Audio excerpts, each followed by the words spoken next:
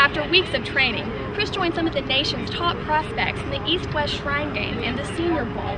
Now, by the end of a player's senior football season, NFL scouts and coaches have already done some research. Today, divers will try again to recover bodies and debris after a mid-air collision over the Hudson River. Crews raised the helicopter yesterday before a storm moved in. Economy in a recession and unemployment on the rise, shopping resale has never seemed more popular. Not only can you go green by wearing recycled clothes from consignment stores, you can also make a little green for yourself. Now, military has been using websites like Twitter and YouTube to monitor and react to coverage of high-profile events.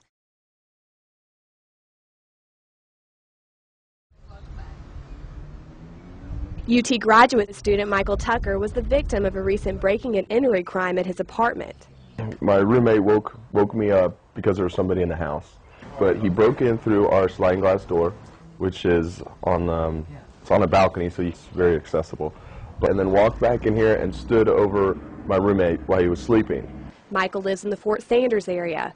This area adjacent to campus is where a large portion of UT students live. It is also where a majority of crimes involving students are committed.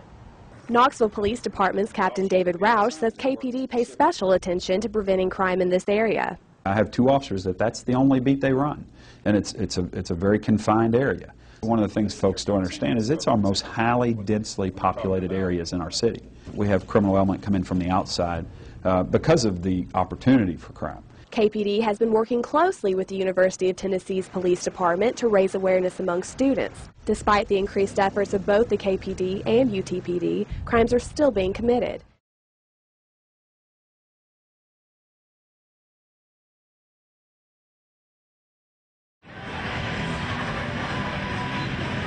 Many players will move after their football season to work at specialized training facilities.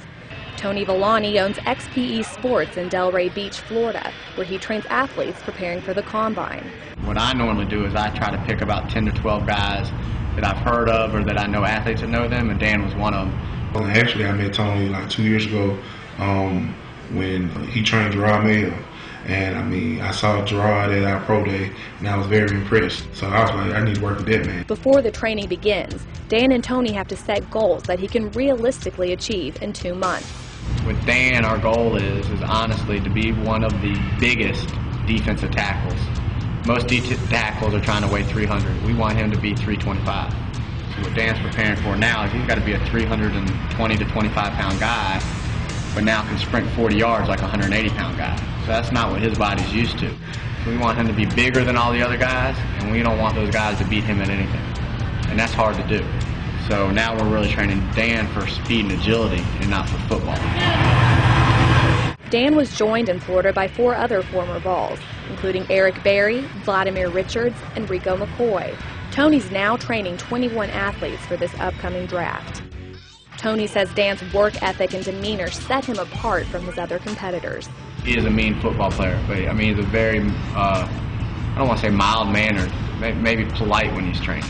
I train a lot of ultimate fighters, and the guys that are your baddest guys in the world are normally your nicest because they're not scared of anybody.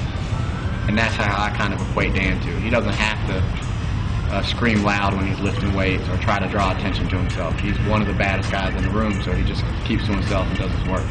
Dan realizes the importance his combine training can have on his future and is determined to put in the effort needed to succeed. If I continue to work hard every day and just keep myself motivated and just keep my head straight, I know 8 weeks will be enough. Keep what my goal is in mind. Trying to be the highest pick possible. So I know I had to put in a lot of hard work, and every time you wake up, make sure you work hard every day. I mean, I always try to make myself better each and every day.